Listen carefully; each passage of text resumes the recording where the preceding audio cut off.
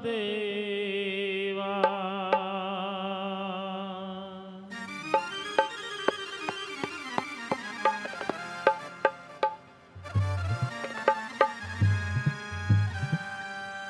अस प्रभु दीन बंधु हरि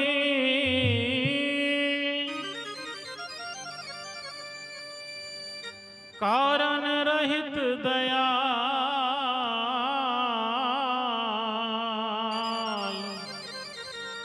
तुलसीदास सठते ही भज, छाड़ कपट जंजाल।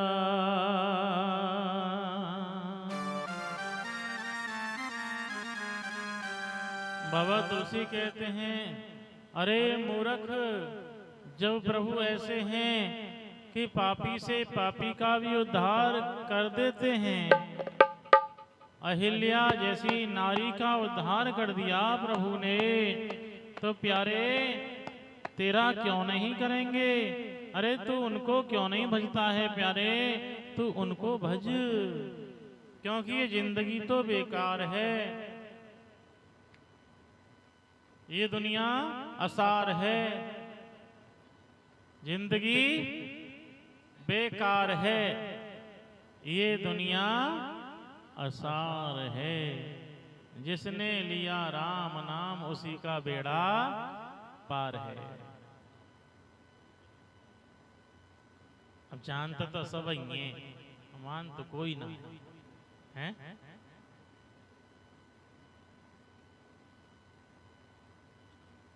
तमाकू लगो है उमरिया में,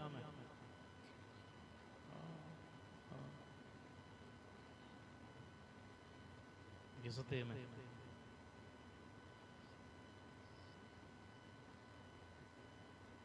तो जिंदगी तो देखिए बेकार है, आज है कल की कोई पता नहीं है, दुनिया भी असार है,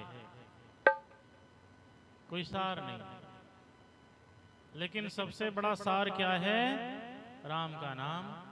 जिसने लिया राम नाम उसी का बेड़ा पार है। बहुत सुंदर बात संत कहते हैं, कवि कहते हैं, इस दुनिया में खोज के देखा माया के सब बंदे हैं। किसके हैं? सब माया के चक्कर में, बिना माया के कोई है ही नहीं, सब माया के चक्कर में। स्वार्थ में सब साथी देखे तबीयत के सब गंदे हैं। स्वार्थ है तो अभी साथ पकड़ लेगा आदमी, और अंदर से महाराज बिल्कुल गंदे पड़े हैं। बाहर से बड़े मीठे बोलते हैं साहब, लेकिन अंदर बिल्कुल कालोची है, अंदर बिल्कुल कालिक पड़ी हुई है।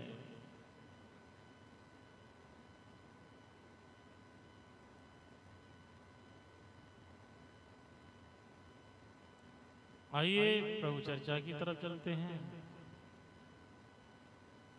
चले राम, अहिल्या का उद्धार करके प्रभु आगे बढ़े।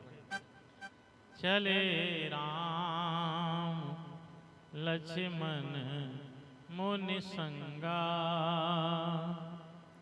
गए जहां जग पावन गंगा।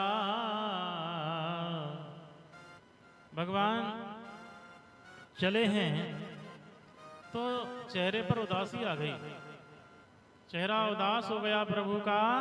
चलते चलते उदास हैं प्रभु। उदासी क्यों आ गई? क्योंकि चले तो खुश होकर के थे, हर्ष से चले मुनिवर के साथ, लेकिन उदासी क्यों आई? उदासी इसलिए आ गई कि मेरे चरणों की, मेरे पैर की जो धूल है वो एक ऋषि नारी के ऊपर गिर गई। एक नारी के, एक माँ के ऊपर मेरे पैर की धूल गिर गई, मेरे से पाप हो गया है। बस इतनी सी बात पर प्रभु ने मन में ग्लानि कर ली, उदासी छा गई, मुझसे पाप हो गया। पाप का निपटारा कैसे किया जाए। ध्यान देना, तुम तो ठोकर मार जो तो उन्होंने क्यों गलती है गई, और राम जी के पैर की धूल गिर गई, वो ये कह रहे हैं कि मेरे से पाप हो गया। इतनी मर्यादा राम की है, तभी तो आज देश में विदेश में प्रभु का गुणगान हो रहा है। इसीलिए तो मंदिर बन रहा है, मर्यादा है।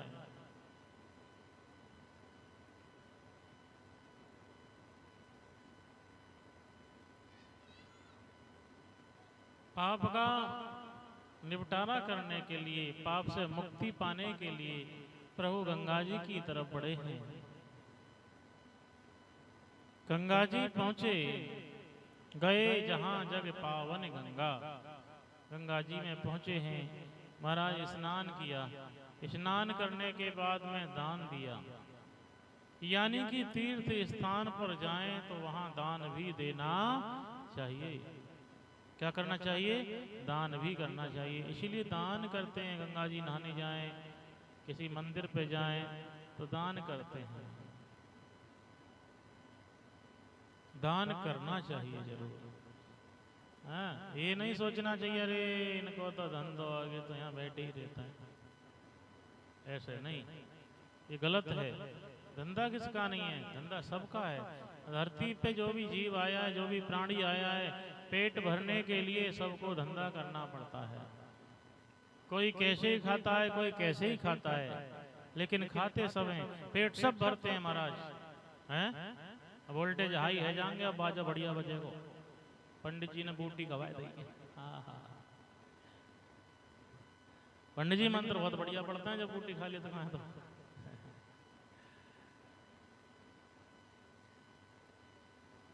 तो देखिए किसी ना किसी माध्यम से कोई ना कोई, देखिए सब पेट भरते हैं। तो किसी के लिए ये नहीं कहना चाहिए साहब के ब्राह्मण के यही काम है, वो तो पत्रा में तो देख के नौ निकाल देता है, चाहे श्राद्ध हो, चाहे नौ दुर्गा हो, चाहे कोई हो। ऐसे नहीं सोचना चाहिए, ऐसे कोई नहीं निकाल के देता है।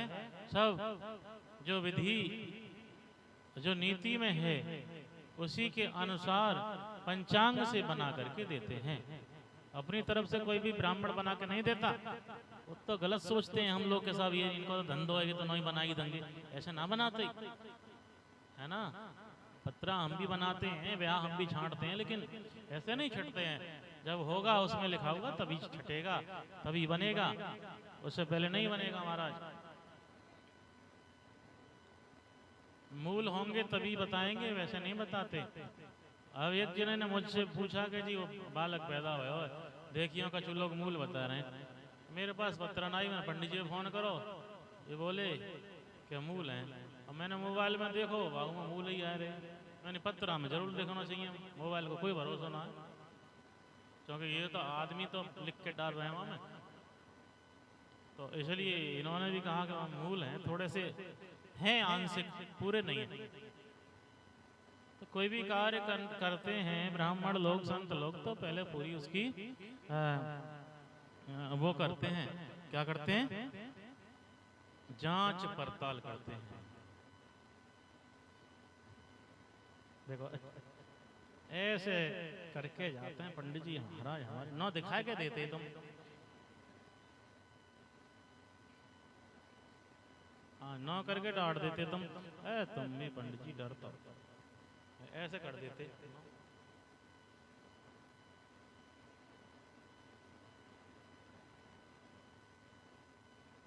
पंडिताई को माल है, चुपचाप हमारे दे दो इन्होंने। हाँ, अभी तो छतरी ले जाऊंगा इन पे, तो एक बैंत भी ले जाऊंगा। और बोली गोविंद भगवान की जय हो। अब देखो हम लोग मोल लाए के बांटेंगे तो फिर तो है के काम।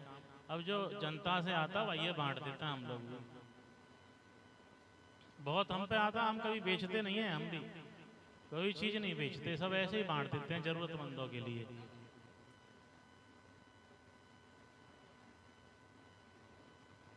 जरूरतमंदों के लिए ऐसे ही बांटना पड़ता है। क्योंकि दान की चीज दान में ही देनी चाहिए, उसे बेचना नहीं चाहिए। मेरे पास छतरी फतरी ना होती है तो मैं वो कई जने जुड़े हुए हैं मुझसे, मैं सबसे मांग लाता हूँ, मैंने भैया छतरी दो। क्योंकि जब अरेस्टी होती हैं तो छतरी मिलती है, टॉर्च मिलती हैं, चप्पल मिलती हैं, बहुत चीज़ें मिलती हैं, जो देने वाले हैं सब कुछ देते हैं। तो अब ये कोई अब सबरी सीजन ने यूज थोड़ी कर लेंगे, बांटनी ही पड़ेंगी, नहीं तो रखे रखे तो जंग लग जाएगी, खराब हो जाएंगी।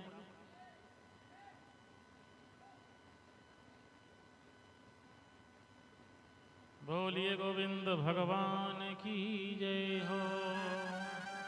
10 साल तो मैंने बांटे ना है, बहुत सारी चीजें मैंने की, नई नई खरीद के मैं भात भात दे आवे हो, मैंने कहा अच्छा ना लगेगा।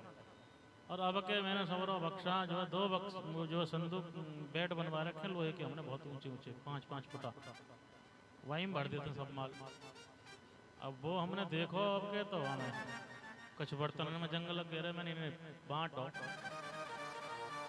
हम सब खाली कर दिया आपके।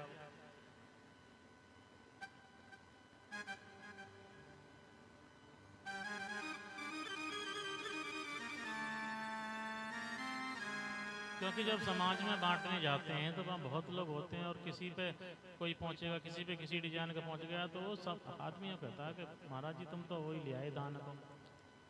हाँ, तो यहाँ हमारे फिर खरीद के ही दे में, बात बात दे में ना, किसी को खरीद के ही देते हैं कि सब पे एक जैसा जाएगा। क्योंकि एक जगह बैठे हुए होते हैं सब पे एक जैसा जाएगा तो सबको अच्छा भी लगेगा। उनके मन में ये नहीं होगा ना मेरे पे तो छोटा आएगा, यहाँ को बड़ो दे दो, यहाँ को ये चीज दे दी, तो शंका होती है। तो राम जी चले दान दे करके, महाराज दान जरूर करना चाहिए। बताते हैं कि 100 में से 10 रुपया जरूर दान करनी चाहिए। अगर आपने 100 रुपये कमाई है तो 10 रुपये जरूर करना। 400 रुपया कमा के ला रहे हो तो 40 रुपया दान जरूर निकालना उसमें से। तो भारी नहीं पड़ेगा, कोई भी कार्य करना भारी नहीं होगा। 10-10 रुपया रोज निकाल के रखोगे तो भारी नहीं होगा। किसी भी बड़े से बड़े काम को आप कर सकते हो। लेकिन आप लोग सोचते हो अरे जब काम आवे को जब ही दे देंगे इकट्ठे नहीं हो पाते। इसलिए रोज निकाल के रखा करो अपने अपने घर में 10-20 रुपए रोज निकाल के रखो, तो काम जब कोई धार्मिक काम आप करोगे तो वो भारी नहीं पड़ेगा, आपको बोझा नहीं लगेगा और यूं ही हो जाएगा काम।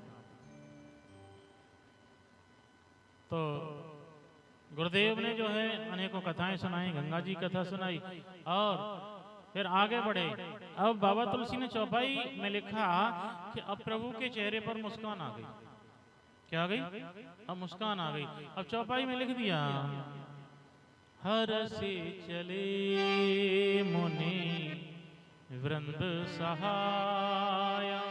पाप दूर हो गया ना, इसलिए मुस्कुराहट में चले हैं। हर से चले मुनि वृंद सहाया। हर से चले मुनि वृंद सहाया। बेगी विदेह बेगी विदेह बेगी विदेह नगर नियराया। हरसि चले मुनि वृंद सहाया। हरसि चले मुनि वृंद सहाया।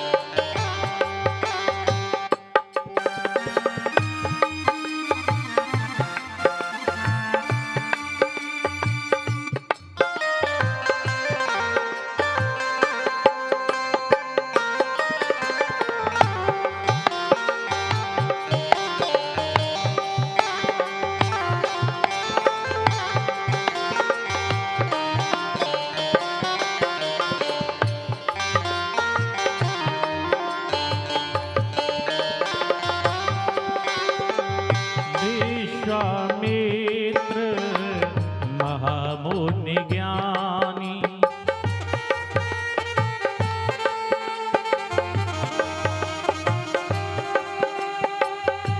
विश्वामित्र महामुनि आए, समाचार मिथिलापति पाए, समाचार मिथिलापति पाए।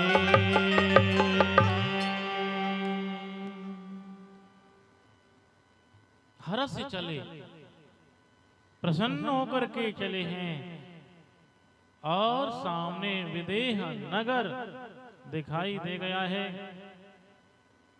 वेगी विदेह नगर नियराया।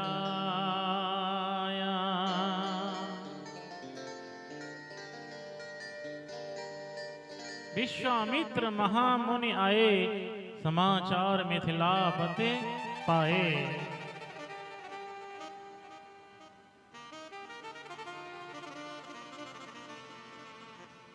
किसने समाचार पाया? जनक जी ने समाचार पाया है। कौन आए?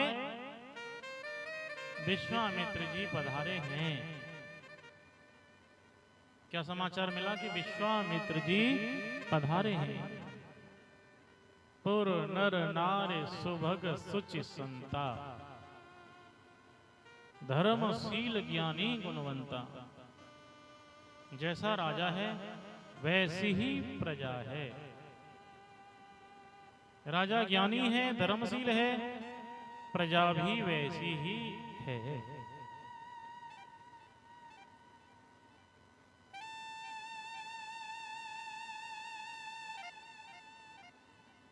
पधारे जनक जी। बाग में रुके हुए विश्वामित्र जी गांव से बाहर।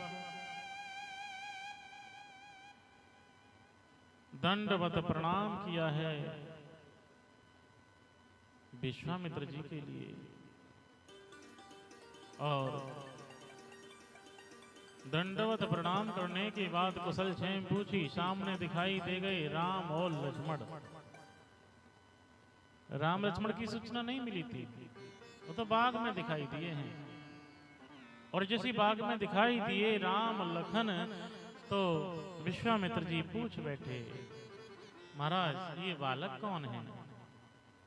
ये तो बड़े सुंदर बालक हैं। जनक जी देह से प्रेम नहीं करते, क्योंकि विदेह हैं, उनके यहां देह से प्रेम नहीं है, बैरागी हैं वो। लेकिन आज दोनों राजकुमारों को देख करके प्रेम उमड़ पड़ा। और मन में विचार आ गया, ये राजकुमार तो मेरी बेटी के लिए उचित रहेंगे। जनक जी ने देखा जैसे ही, तुरंत ही विचार मन में ये आया कि अगर ये मेरे दामाद हों तो मेरी बेटी की और इनकी जोड़ी बहुत अच्छी जचेगी। विचार पहले ही आ गया है। विचार सच्चा था, विचार अच्छा था, विचार निस्वार्थ था।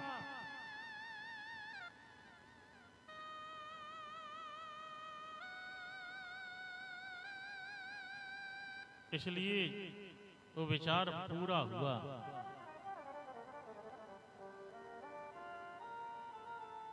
अगर हमारा विचार सच्चा है, अच्छा है, तो परमात्मा कृपा जरूर करते हैं।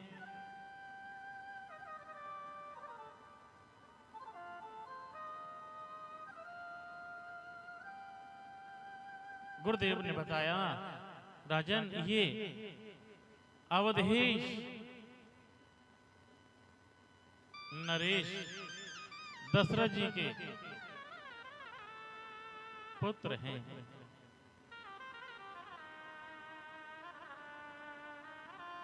इन्होंने बहुत बड़े बड़े काम किए हैं। मेरा यज्ञ इन्होंने ही कराया है। इन्होंने ताड़का को मारा, सुबाहु को मारा, इन्होंने अहिल्या का उद्धार किया। ये सारी बात विश्वामित्र जी जनक जी को उस बाग में बता रहे हैं। बाग में पीछे खड़ा है कौन? रखवाली। बाग का रखवाली माली खड़ा है महाराज, वो सारी बात सुन रहा है। वो भी समझ गया कि ये कौन है।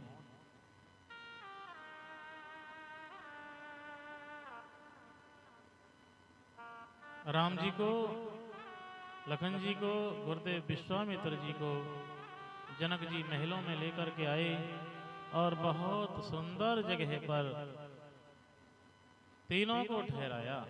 सुंदर सदन सुखद सब काला, तहां बासलें दीन भुआला। सुंदर जगह है।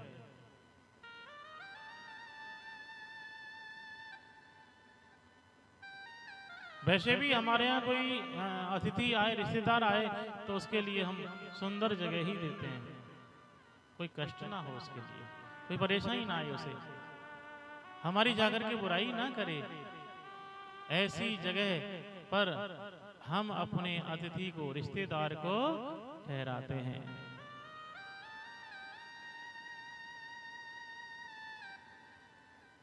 बैठ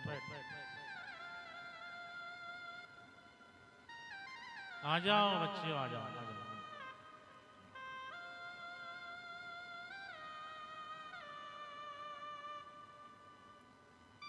अच्छी जगह पर ही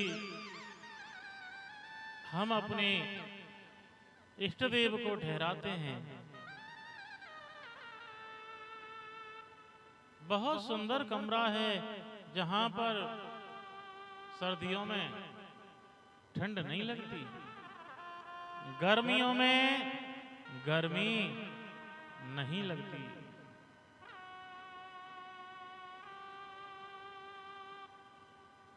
गर्मियों में गर्मी नहीं लगती है। ऐसी जगह पर ठहराया गया प्रभु के लिए। दोपहर का भोजन हुआ और दोपहर का भोजन करने के बाद शाम के समय राम लक्ष्मण नगर देखने के लिए निकलते हैं। एक से दूसरे, दूसरे से तीसरे, सारे नगर में बात फैल गई। क्या कि वो जो माली सुन रहा था ना बाग में, उसने अपनी घरवाली को आके बताया, भगवान आज तो भाग खुल गए। बैठ जाने तो यहीं बैठ जाने, कोई बात नहीं। आज तो भगवान भाग खुल गए। ऐसे राजकुमारों के दर्शन हुए हैं कि उन्होंने तो ताड़का को मार दिया, बड़े राक्षसों को मारा है उन्होंने, और अहिल्या का उद्धार कर दिया, जो इतने दिन से तप कर रही थी, इतने दिन से मूर्तिवान बैठी थी, हैं, उसको दीमक लग गई तपस्या करते करते।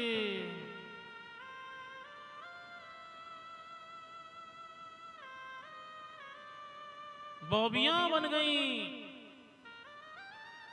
जब ऋषि संत तप करते हैं ना, तो शरीर पर धूल जम जाती है, उसी धूल से बॉबियां बन जाती हैं, हैं? वो छेद से दिखाई देते हैं ना, उन्हें बॉबी बोलते हैं। और हम लोग सोचते हैं कि ये तो कोई मिट्टी का ढेर है। उसी चक्कर में तो सुकन्या को, हैं, च्यवन ऋषि पर धूल जम गई थी और सुकन्या ने आंखों को छेद दिया था।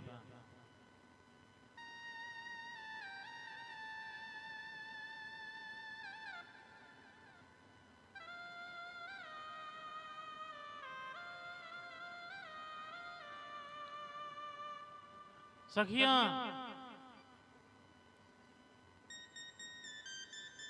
जो माली की पत्नी की हैं, माली की पत्नी ने ये सारा राज खोल दिया। बहनों,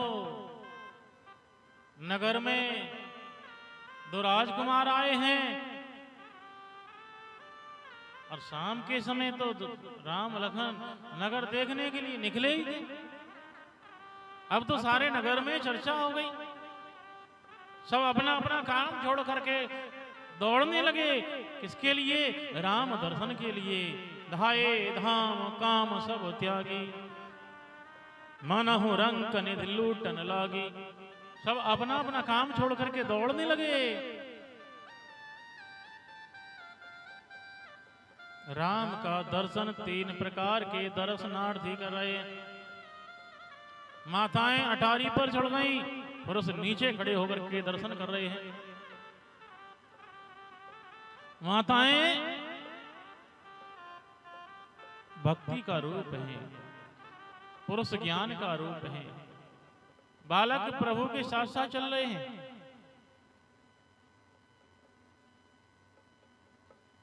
माताएं, पुरुष नीचे थे, फिर भी प्रभु का परिचय प्राप्त नहीं कर पाई, प्रभु की जानकारी नहीं हो पाई उनके लिए। लेकिन माताएं ऊपर थी, वो वहीं से जान जाती हैं कि ये कौन है। क्यों? क्योंकि ज्ञान परमात्मा का दर्शन करके मौन हो जाता है और भक्ति भगवान का दर्शन करके बोलती है। इसीलिए तो जो भक्ति में संत होते हैं वो बोलते ज्यादा हैं, और ज्ञान में संत होते हैं वो चुप रहते हैं, मौन रहते हैं। तो चर्चा हो गई, सब माताओं ने सोचा ये शायद सीता को देखने के लिए निकले हैं। किसको देखने के लिए निकले हैं? सीता को देखने के लिए निकले हैं। लेकिन इन्हें जानकारी नहीं है कि सीता कहाँ मिलेगी। सीता यहाँ मिलेगी नहीं ने, बता दो इनके लिए। ऊपर से तो आवाज नहीं आएगी, लेकिन ज्यादा चिल्लाएंगे जब भी पहुंचेगी आवाज। इसलिए माताओं ने संकेत किया, ऊपर से फूल वर्षा कर दी, ये इशारा किया, अरे तुम जिनको देखने के लिए निकले हो ना, वो तो फूल बगिया में मिलेगी, वो भी सुबह को।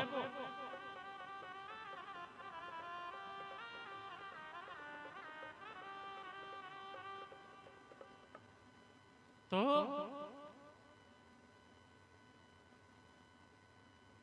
जो बेचारी पर्दा वाली माताएं हैं ना, स्त्रियां, बहुएं, नई बहुएं, बेचारी घूंघट बना के हैं, वो उंगली से बना ले मैंने, ऐसे दर्शन कर रही हैं। क्योंकि मन में उनकी भी इच्छा है कि हम भी देखें।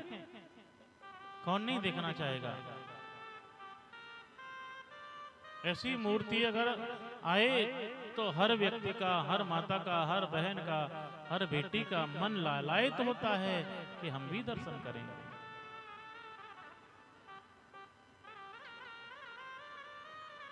लेकिन काऊ काऊ की सास संग है, बुआ टिपरे बना बेकू मने कर रही है। सास सांस ना लेंदे बाकू कहते हैं सास।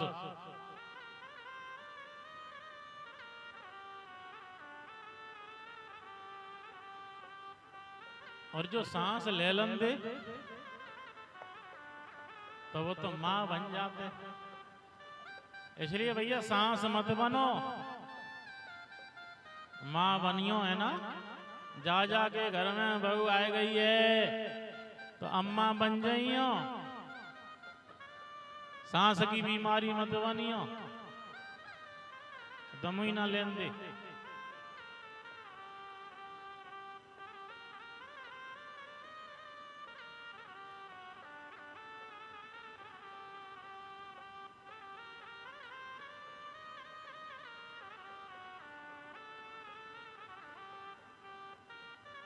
सबके मन में ये है कि थोड़ा हमें देख लें, हमें देख लें कैसे भी। लेकिन प्रभु मर्यादा में है, वो मर्यादा कभी तोड़ते नहीं है, उनकी तो नजर नीचे को है। और सखियां जनकपुर की यही सोच रही हैं कि हमें देख लें, हमारा भी उद्धार हो जाएगा, इनकी दृष्टि हम पे पड़ जाए तो हमारा भी कल्याण हो जाएगा।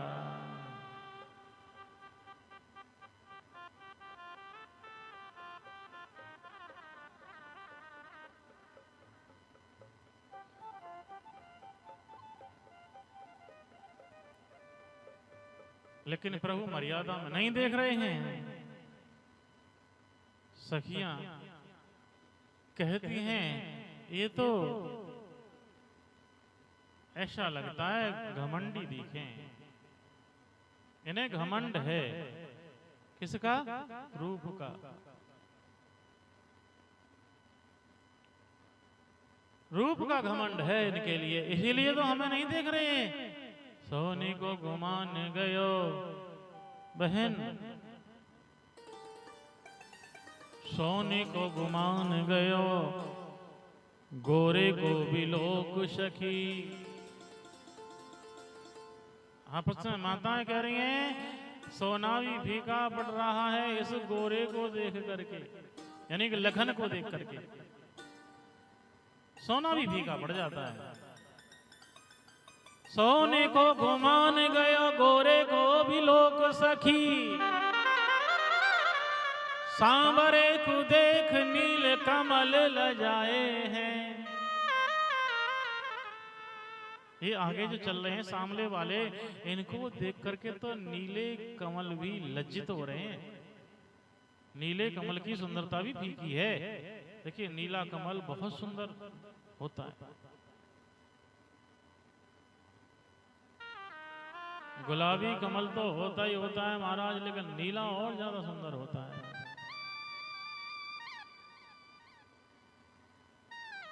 भूपति राधेश मिथिलेश के बुलाए पे, युगल कुमार संग कौशिक जी आए हैं। हेरत हजारत के ही हरण किए, हेरत हजारन के ही हरण किए, लाखों के लोचन चितिए चुराए हैं। दौरे दौरे मिथिला की आली कहीं आपस में, अरिचित को समारोरी गली में चोर आए हैं। अब तो सखियां मखौल करने लगी, ऐसे तो देखेंगे, मजाक करो इनसे, जब देखेंगे तो क्या करें, गली में चोर घूम रहे हैं चोर। अरे अपने अपने हृदय को संभाल लो, कहीं चोरी ना है जाए। फिर भी नहीं देखा। सखियां कहती हैं प्रभु देखो तो सही, मन में सोच रही हैं सब। कहने लगी नजर तो ही लगी जाएगी, हाय दशरथ राजकुमार नजर तो ही लग जाएगी। दशरथ राजकुमार नजर तो ही लग जाएगी। दशरथ राजकुमार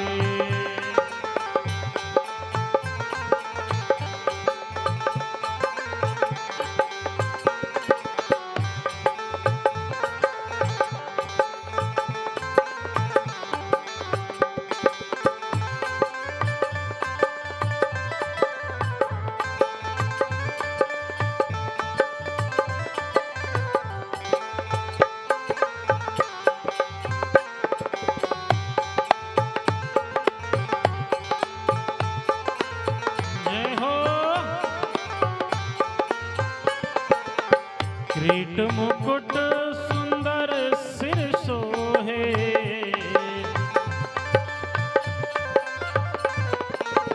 किरीट मुकुट सुंदर सिर सोहे।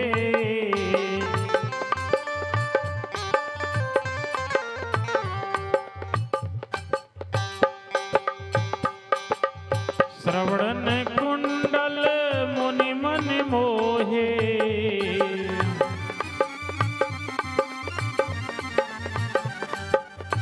हिरन के हार नजर तो है लग जाएगी। हिरन के हार नजर तो लग जाएगी। दशरथ राजकुमार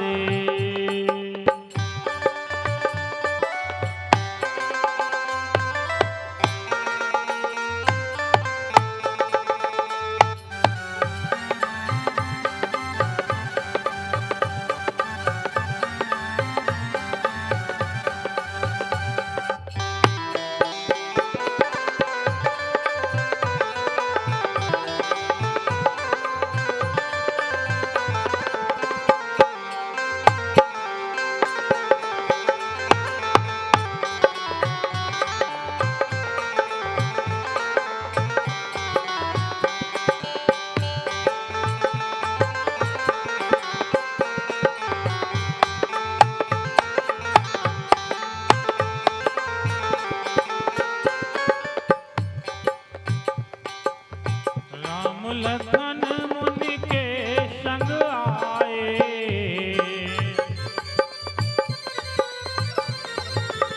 चितवत ही ये चित चुराए,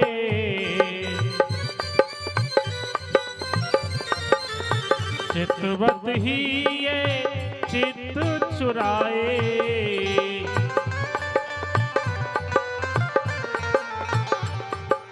अब के तो सखियन ने बहुत ऐसी बात कह दी कि अब तो देख ही लेंगे राम जी।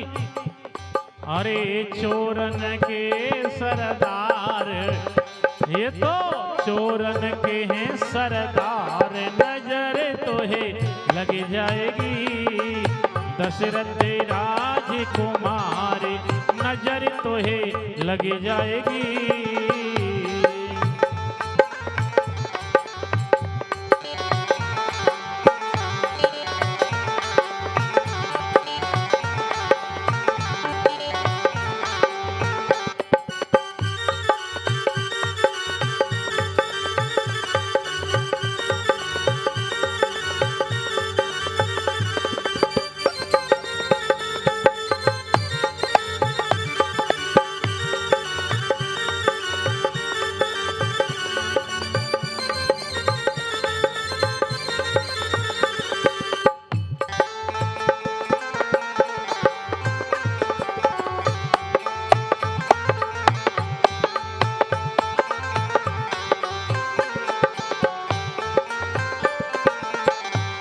अभिलाष हृदय अबलन के,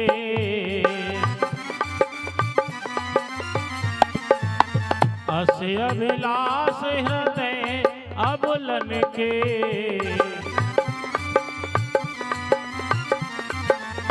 हृदय उठाए तुरंत, हृदय उठाए तुरंत पलकन के,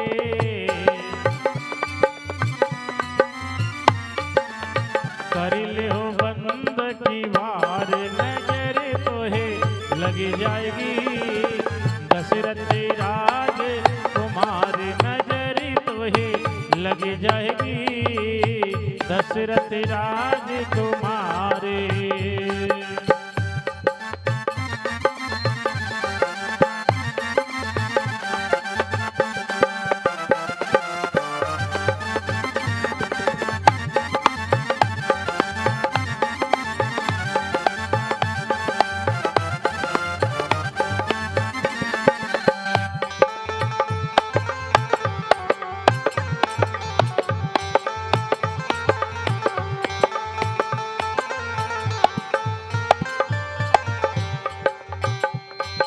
सखियों की अटपटी बात को सुनकर के,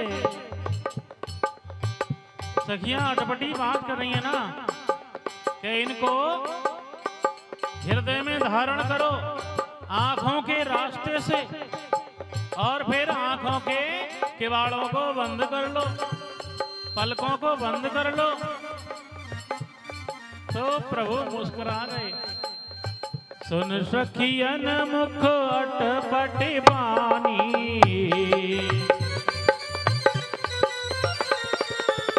सुन सखियन मुख अटपटी बानी,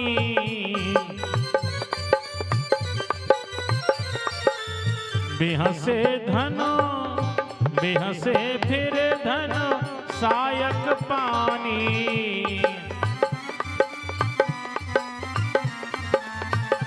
ये राजे सह बलिहार, नजर तो है लग जाएगी दशरथ राजकुमार, नजर तो है लग जाएगी दशरथ राजकुमार।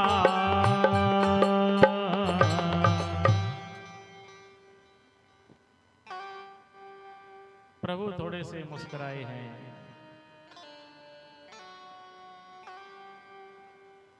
सखियां कहती हैं प्रभु आप घमंड में हमें भूल तो न जाओगे। भगवान इशारा करते हैं, चक्रवर्ती राज क्या तीनों लोक राज क्या, प्रेम के